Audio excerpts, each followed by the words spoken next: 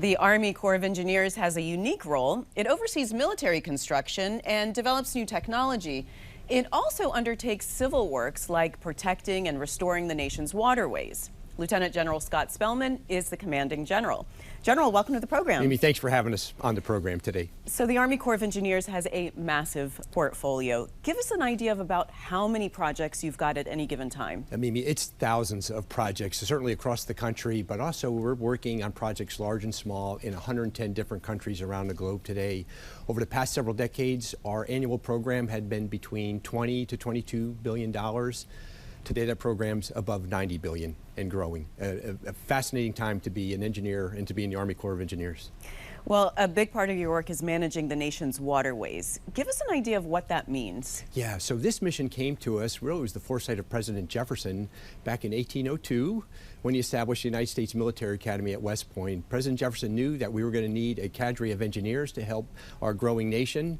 And the initial mission area that came to the Corps of Engineers was to open our nation's waterways so that we can move people and goods to market. So today, we continue to operate our waterways. We own and operate 234 locks on the Ohio, the Mississippi, the Tennessee River, the Cumberland, the Snake, and the Columbia that help drive our economy. I would just add later in the early 1900s, following a number of devastating floods on the lower Mississippi and South Florida where thousands of Americans perished, Congress federalized flood control. And that mission also came to the Army Corps of Engineers. And so today we own and operate 715 dams across the country. So you can imagine just this historic rainfall that's falling on California. 31 of those dams are in that state and saved a lot of lives and property. You know, I was going to ask you about climate change because I would imagine that's having a big impact on your work. It's something we deal with every day, whether it's our coastal projects. As a matter of fact, this week we were out in North Carolina serving some future projects that we have there to deal with this very acute challenge in parts of our country. But it also affects our inland waterways with changing precipitation patterns that we are noticed that affect the upper Missouri and the Great Plains. The Army Corps of Engineers received over $17 billion from the bipartisan infrastructure law. Tell me how that money is going to be allocated. Right, and so that helps us get after a large backlog in projects that we had in our portfolio. So a backlog project is a project that Congress has authorized that we have completed a study on. And at the time, before the bill, we had about $90 billion in backlog projects. So this allows us to take a big dent in that. And certainly we're working with industry, we're working with our academic partners to be innovative and get these projects in the ground as quickly as we can.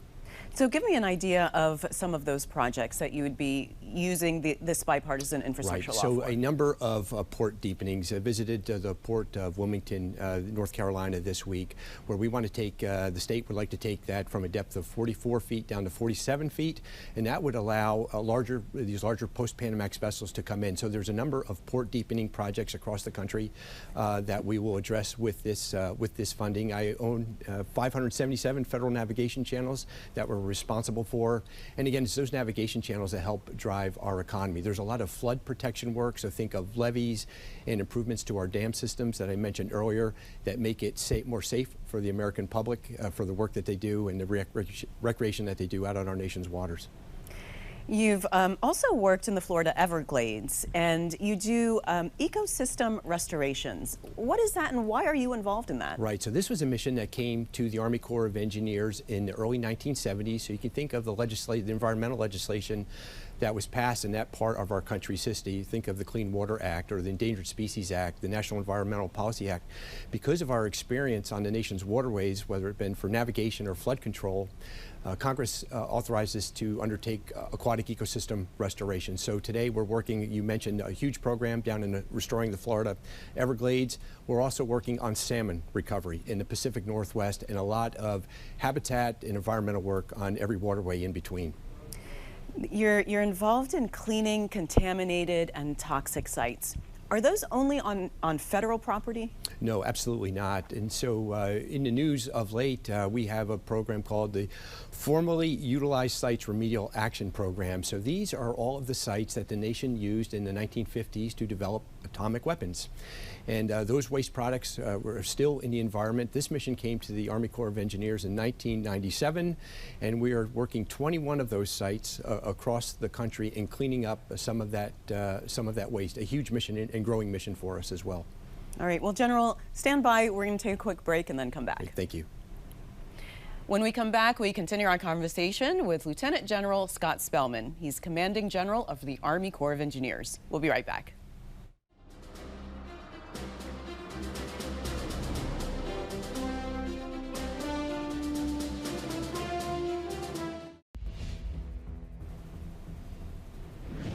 We're back with Lieutenant General Scott Spellmon. He's Commanding General of the Army Corps of Engineers. General, another big component of what you do is research and development.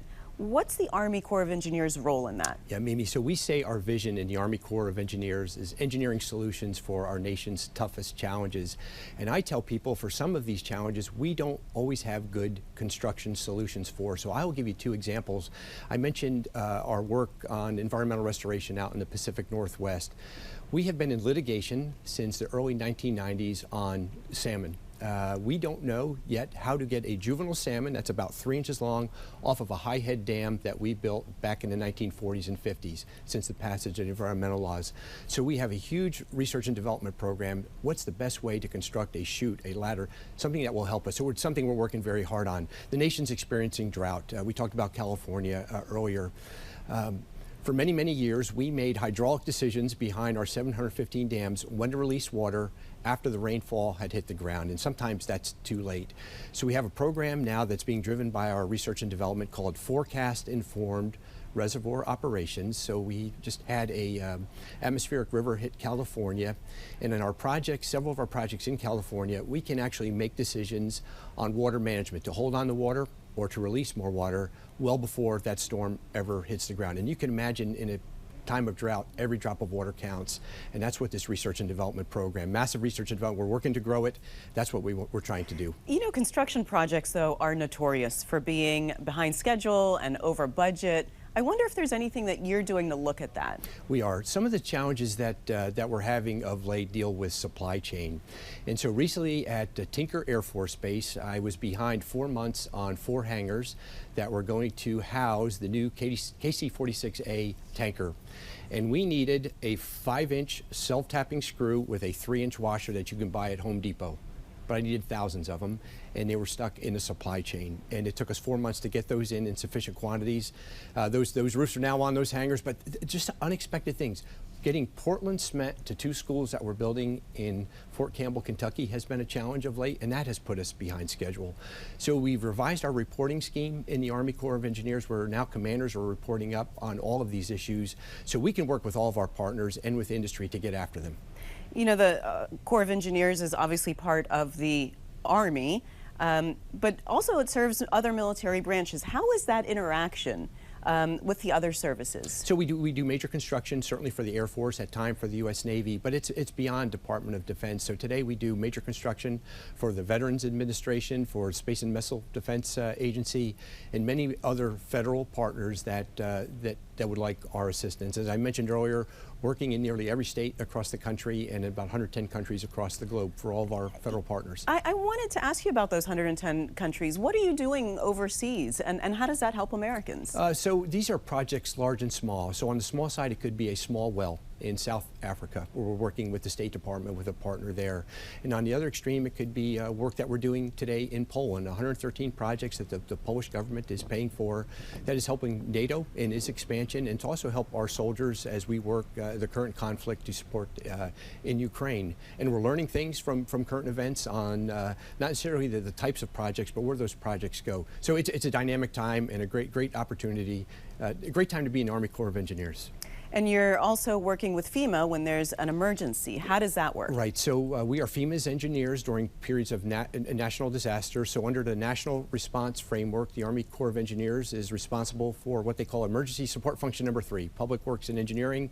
And so that's everything from providing temporary emergency power, say, to a hospital or a communication center that loses power after a storm. We place roofs on families and homes that lose the roof in these storms. We do infrastructure assessments. We do debris removal. We're doing debris removal today in California, out in Santa Barbara. And again, it's all designed to help these communities get back up on their feet as quickly as possible. Your budget, as you mentioned, is over $90 billion. Give me an idea of the size and the makeup of your workforce. Right, so today we are blessed with 38,000 men and women in the Army Corps of Engineers. Only 800 of those are military personnel like me. The other are incredibly talented civilians, engineers from all disciplines, public affairs specialists, attorneys. And we say people are our #1 priority in the Army Corps of Engineers, and we're working on hard on our leader development programs because we're working on the next senior executives that are going to help us deliver this massive program in the years ahead. Are you having any trouble recruiting? Because I would imagine it's such a cool place to work. People want to work for the Army Corps of Engineers because I tell people we're not building Walmarts, right? Most of our projects are unique. They're one of a kind, and it is a fascinating place to work. The Army, as you know, is having a recruiting challenge at the time. Our industry partners in the construction trades are also having a recruiting challenge. So every opportunity I get, I love to talk to young men and women, and maybe college is not for them, or not for them right now, and these young men and women can make a great living out in the trades.